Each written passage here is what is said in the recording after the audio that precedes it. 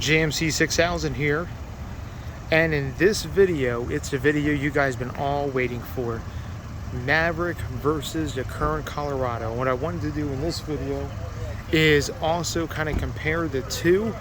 Of course, what we do in this video is not only compare the two, but see how each one kind of stacks up. Now, I know we're comparing a unibody truck to a mid-size truck that is also body on frame, but let's go ahead and do a walk around of the Colorado here. This is the LT trim. It has halogen headlights in the front, LED fog lights, and I don't have the window sticker as of yet because I was driving it. Maybe in the back. Let's see if we can look. Oh, it is right here. This was a special order, so they don't have anything on there, but yeah, that really doesn't tell us anything.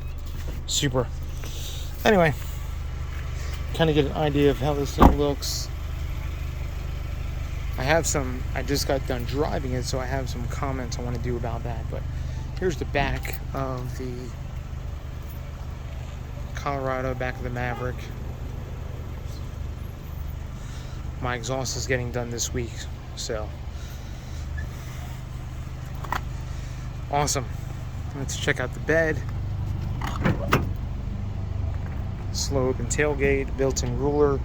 This has the built-in thing where you just open up the anyway, I'm not going to open it now, but good sized bed in the Colorado. What I like to do in these videos is I compare the two incandescent tail lights, not LED. This truck does retail for about $42,000 for the Colorado LT. What I wanted to do in this video is go ahead and compare rear seat legroom. Let's do that right now. As you can tell, rear seat legroom. Now let's go back into the Colorado and compare the two.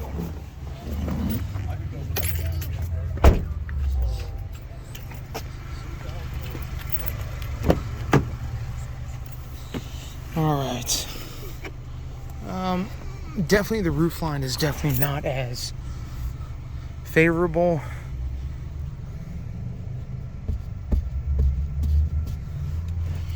And then sitting behind myself, I know.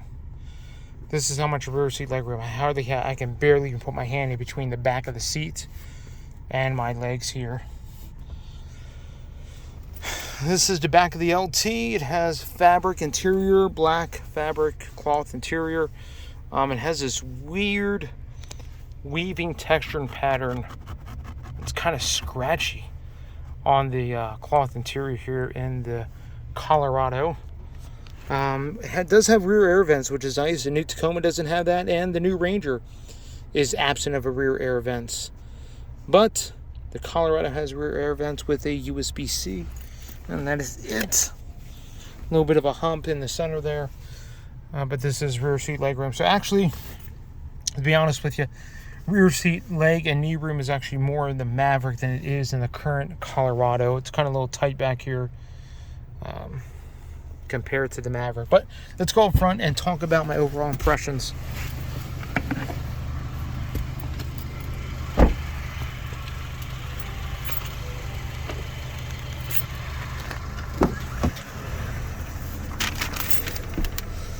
Okay. Yes, I know the key's missing. It's all right. Anyway, overall impressions of the Colorado. Just got done driving it.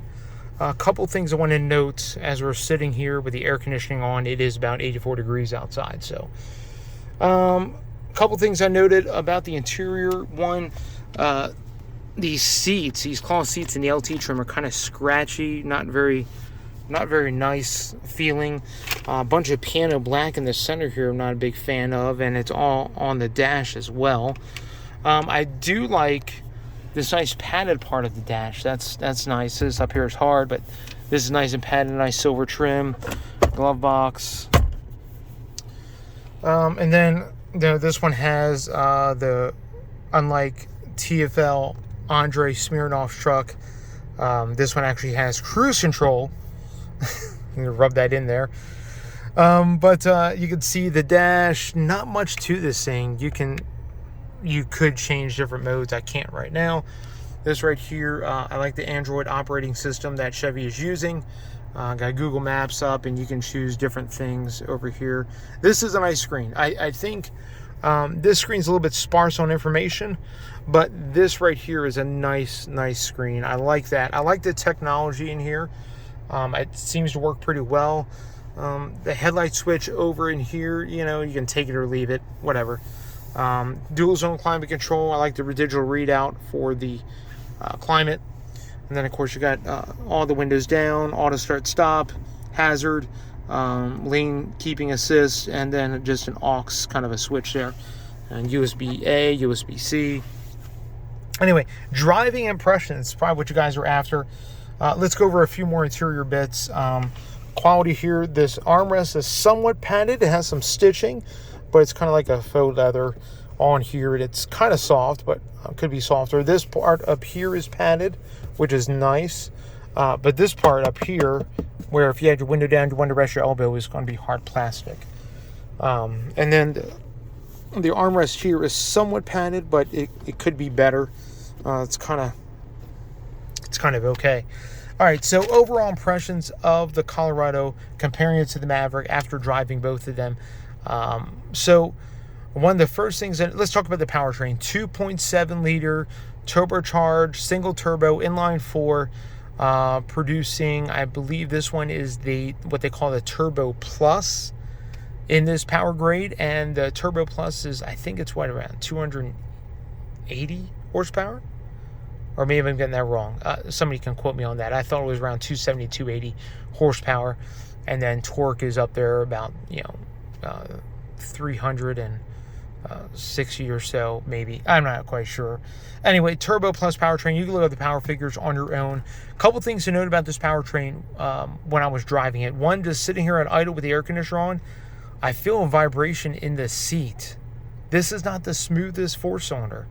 And it's really noticeable when I put it in drive and the air conditioning is on and everything else. I'm sitting at a stoplight. If the auto start stop doesn't shut the engine off, you just feel this odd vibrations transmitting in through the seat in this vehicle.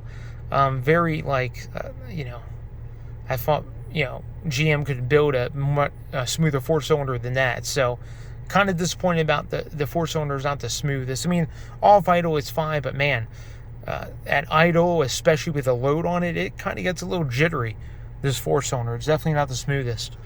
Also, as I was driving it, the 8-speed, and yeah, granted this only has 29 miles on it, but the 8-speed got tripped up a little bit. I went to go floor it on the highway, and I did, and it dropped down like it had to drop down manually. Maybe I was in 7th or 8th gear, and it felt like it had dropped down every single gear. 7, 5, 4, 3. Finally, it dropped down to the right gear, and the engine coughed. Literally, it sounded like it coughed, and then all of a sudden the turbo picked up, power came on. Just the most weirdest thing I've ever experienced in a new vehicle. It didn't automatically drop down. It felt like you could actually feel it drop down every single gear to get to the right gear. So that was kind of weird. I'm used to vehicles just dropping down to the right gear, not actually physically dropping down every single gear. But anyway, the ride is decent for what it is. It's not the smoothest truck in the world, but compared to the Maverick, I would say it's about on par with the Maverick, maybe a little bit rougher than the Maverick. It's a little bit more stiffer, I should say, stiffer ride. And then the steering it's definitely dead on center. There's no kind of feeling at all. But other than that, the steering is pretty direct. It's kind of dead. But everything else, this truck seems to work out pretty good. And compared to the Maverick, as you can see, this is my view over the hood. I mean, the hood is definitely scalloped, definitely pretty cool looking. Would I be trading my Maverick in for this? No, not really. But I can see why people like the Colorado. It has some issues. It's not the most perfect truck, but I can't wait to test out the new Ranger. But most importantly, I can't wait to test out the new Tacoma. That's going to be Toyota really knocked it out of the park with the new Tacoma. And it kind of makes me, since Toyota introduced the Tacoma, it's kind of like Colorado who? GMC Canyon who? I mean, it kind of makes these trucks irrelevant. What Toyota did is knocked it out of the park. And, it's going to leave the Colorado and Canyon in the dust. Both GM and Ford have to play catch up to get to where